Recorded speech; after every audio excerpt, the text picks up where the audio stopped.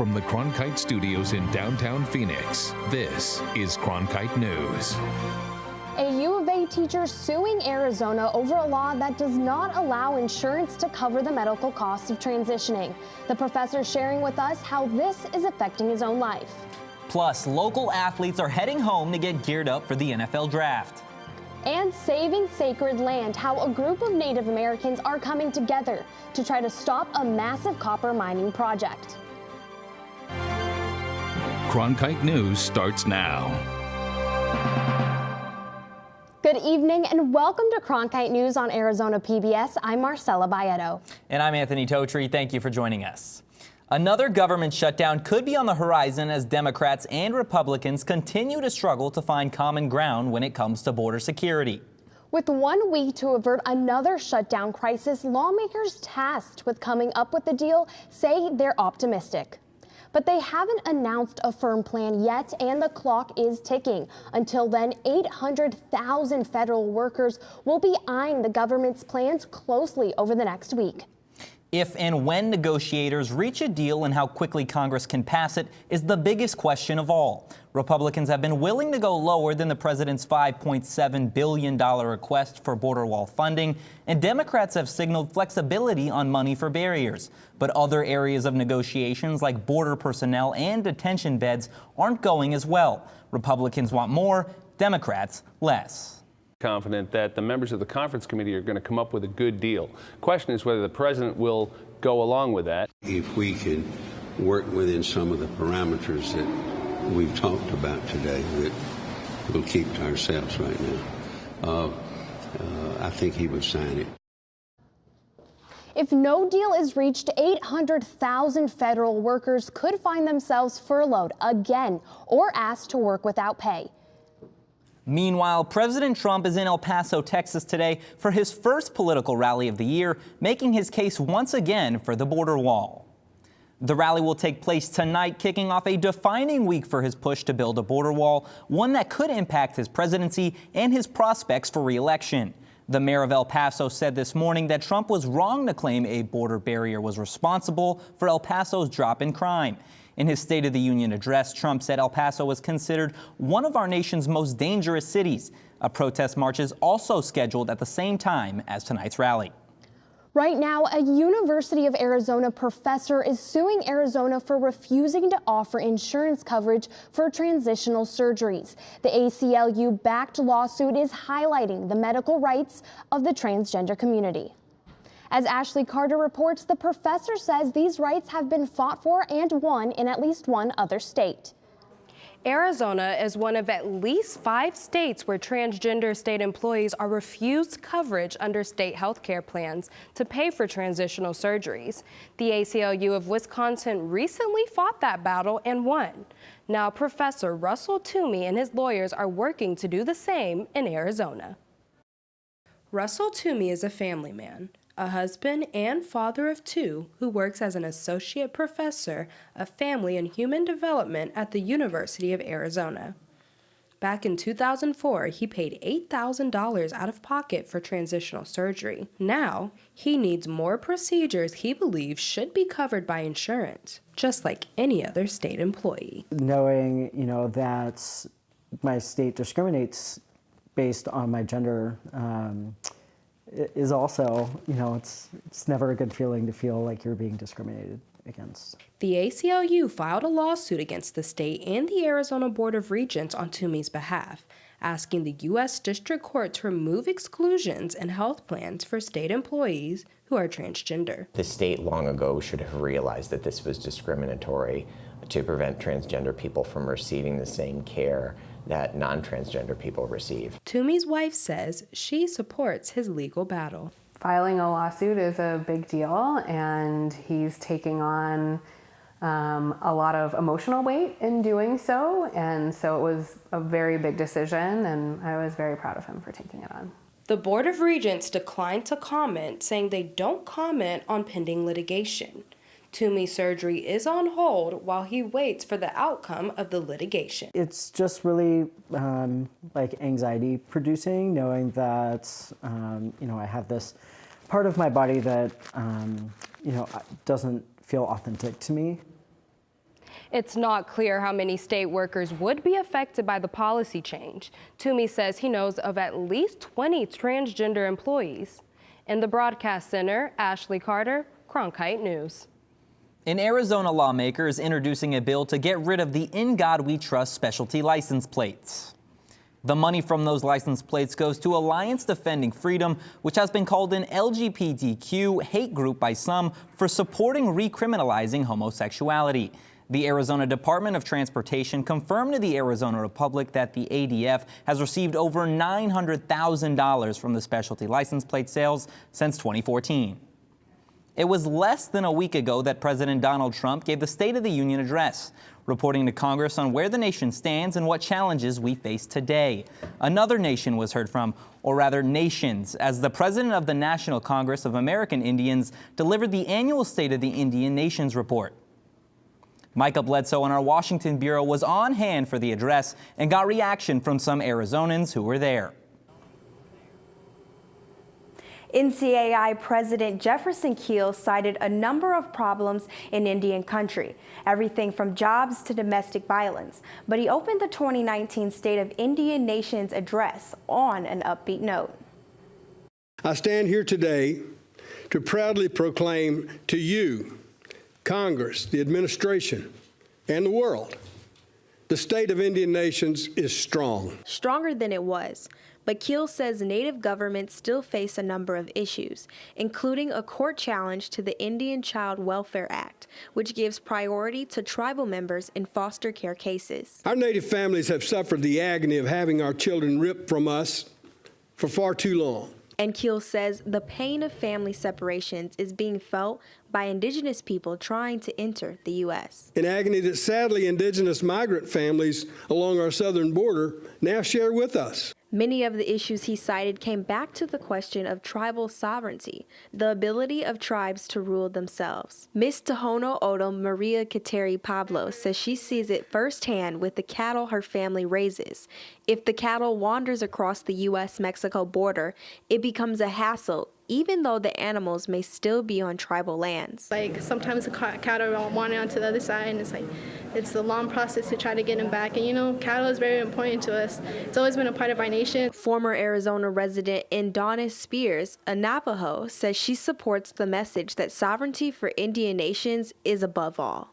That's at the forefront, I think, of all Indian communities' motivations for becoming political leaders, leaders in education, leaders in culture, leaders in food, our food warriors. All of those are tied together by this concept of sovereignty. Navajo Nation President Jonathan Nez says that, like other tribes, the Navajo are working toward creating more jobs for their people, including possible plans for a plant to produce latex gloves. When you say sovereignty is the ability to take care of yourself, and that's the thing that's what we're focusing on. If we were to be able to make items on the Navajo Nation and label it as a Navajo product, we could take over production of, in this case, latex gloves.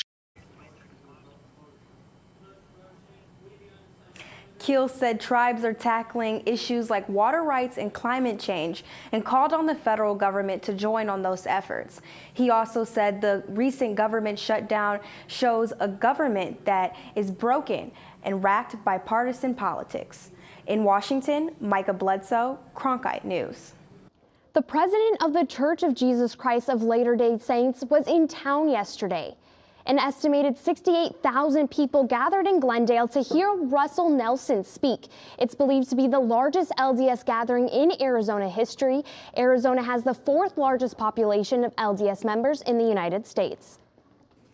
Being in jail is not normally seen as a positive achievement, but one group of Arizonans got to experience life behind bars for themselves. Reporter Nicole Hernandez was at the Lower Buckeye Jail, learning about the Maricopa County Sheriff's Office Community Academy.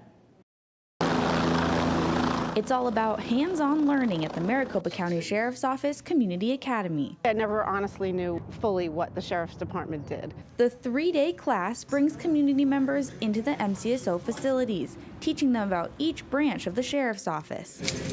How else can you know about something if you don't learn about it, if you don't put yourself out there? The point of the program is transparency. So by letting people behind closed doors MCSO is trying to minimize tensions between the community and officers.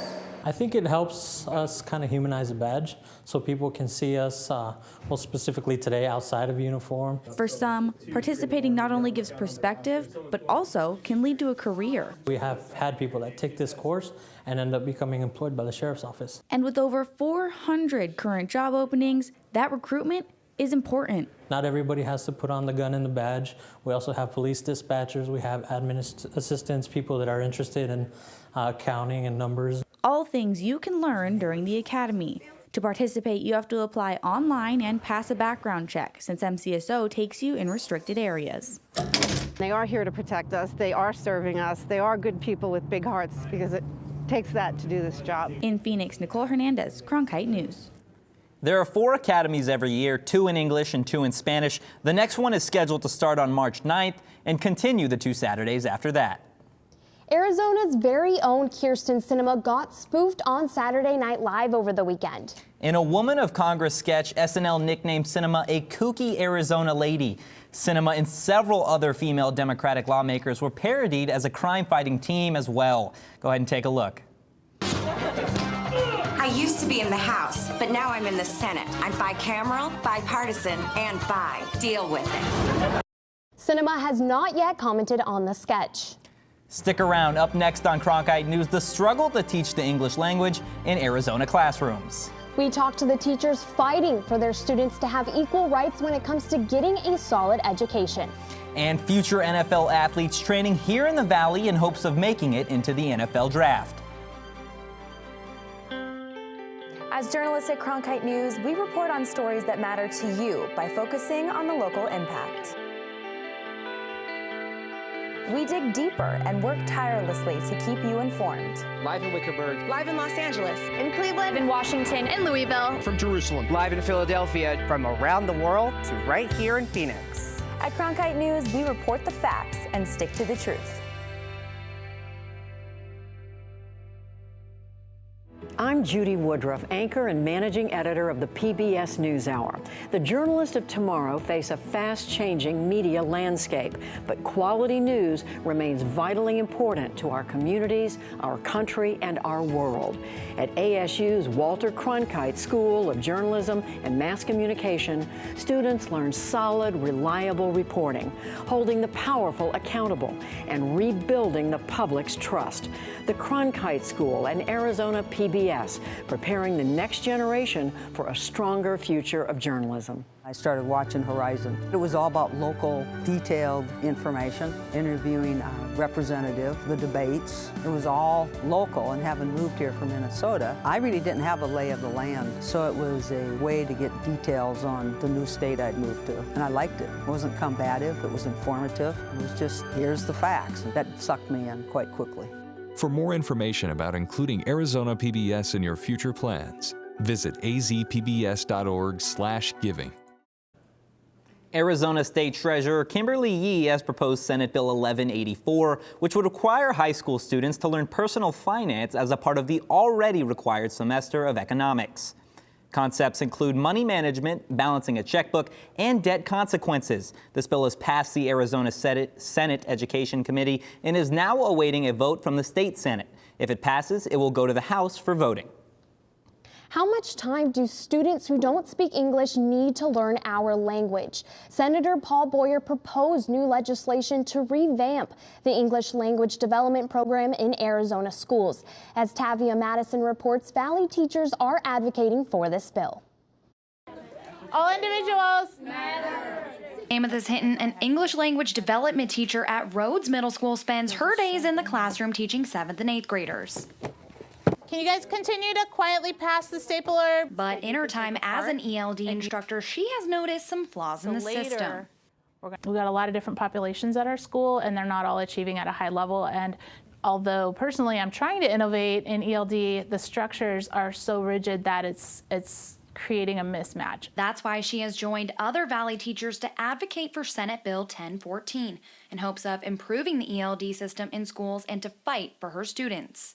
My students deserve to be integrated into our school as social equals, lacking only in language. They do not deserve to be shut off from the vast majority of 7th and 8th grade curriculum and community. Provide schools with more flexibility in teaching. Currently, ELL students spend 4 hours separated from classmates in English language classes. This bill would instead allow for English learners to be taught for 2 hours a day, providing students with more opportunities and more time for interaction. I just want them to feel like they belong, because that's what's going to support their academic growth, and that's what's going to get them through high school. But other ELD instructors say their students may not benefit from shorter hours in English language classes. If they were just going to 2 hours, I don't see how it's really going to help them that much, because they're still struggling with it even after a year and a half that we've been working on it. So I would encourage more hours than anything else than cutting it down to 2. If the bill passes, ELD teachers say they will have the opportunity to work together to provide the best education for their students moving forward. In Mesa, Tavi Madison, Cronkite News.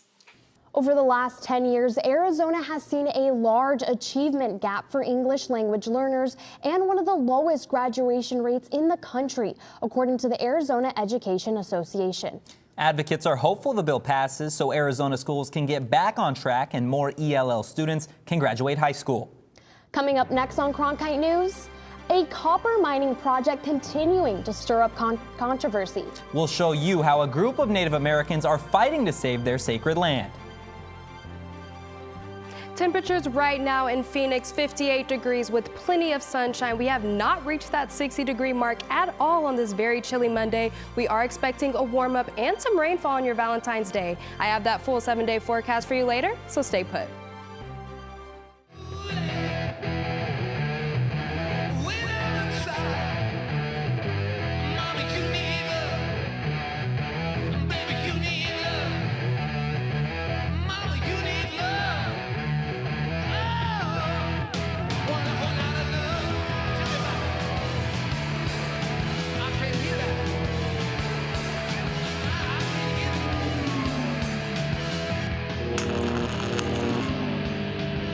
I was impressed how expansive the children's educational program is. I had no idea. Teachers go over the entire state reading books to children in both Spanish and English if they don't understand, so that the parents can teach their children what the value of reading a book is. I had no idea that you did that. You know, that in and of itself is spectacular.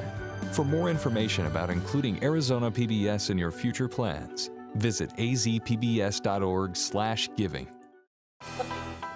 If you're looking for one show that tells you what happened that day in the world of business, it's NBR. We saw a classic shipwreck. Nordstrom's opening stores. Triple-digit gains. Crude climbs. We're there to help our audience find new investment ideas.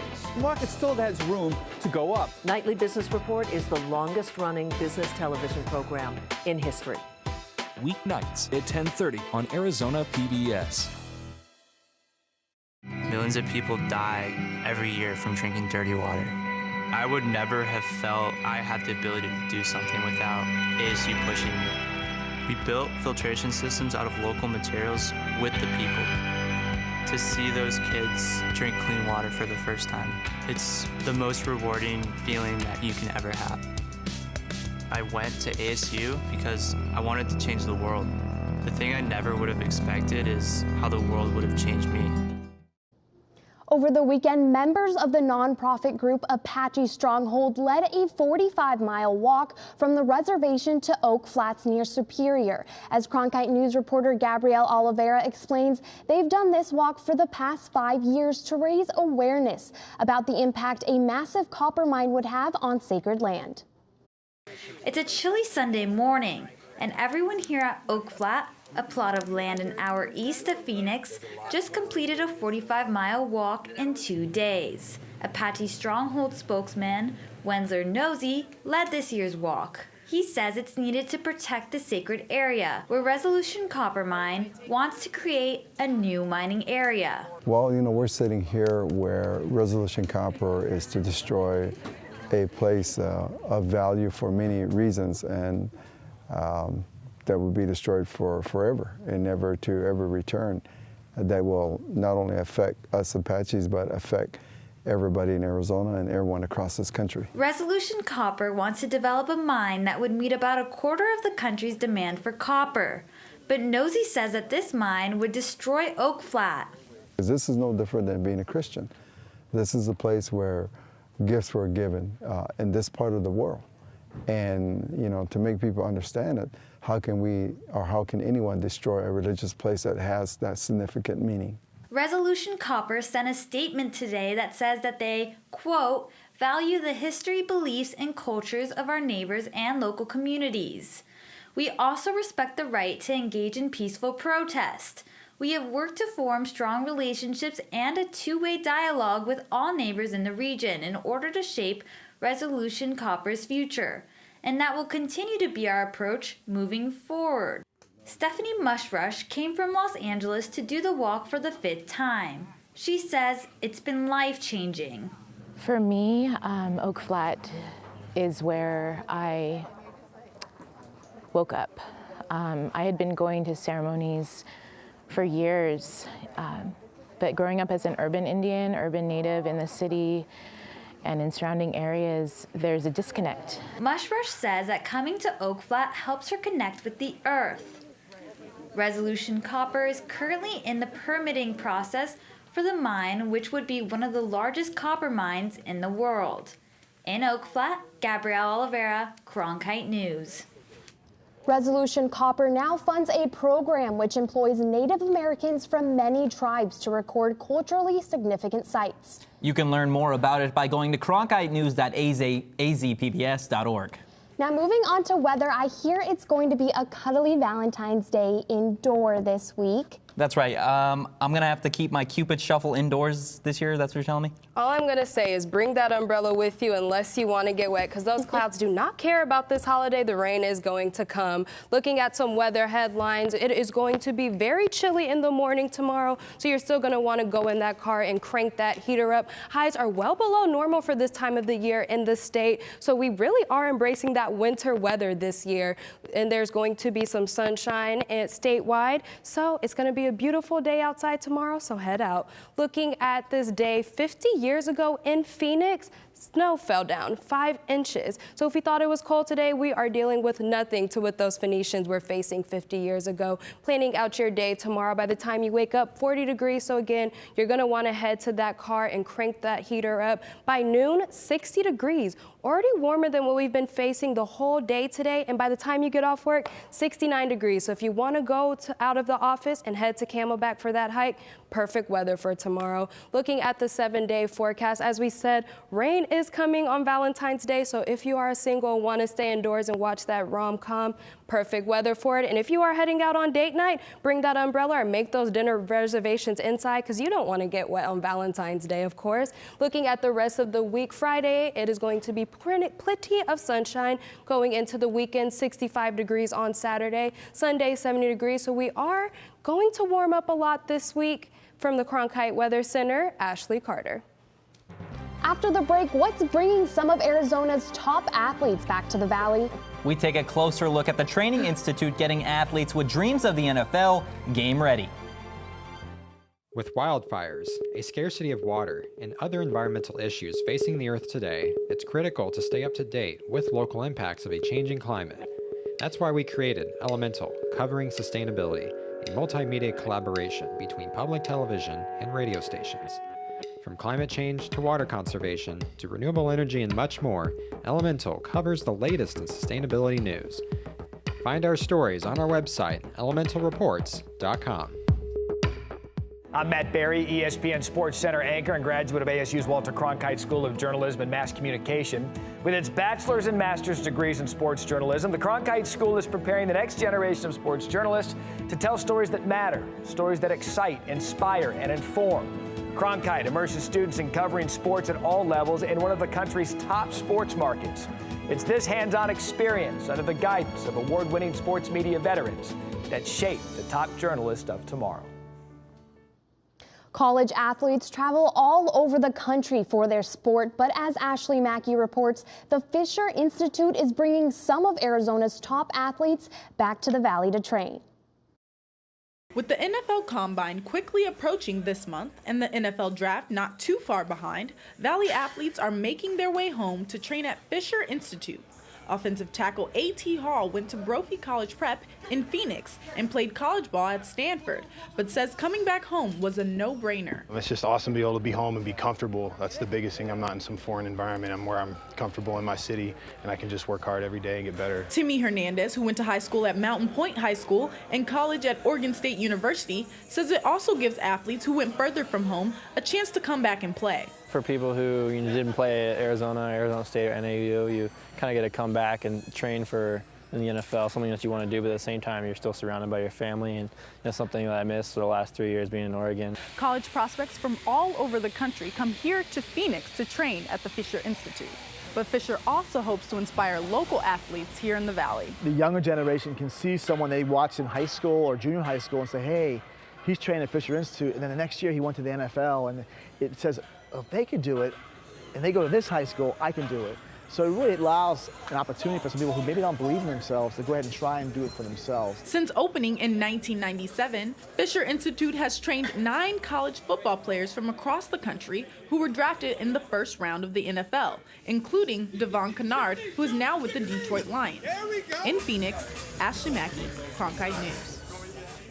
The NFL Combine will take place from February 26th to March 4th in Indianapolis. That's it for Cronkite News tonight. Thanks for joining us. For top Arizona stories anytime, go to cronkitenews.azpbs.org.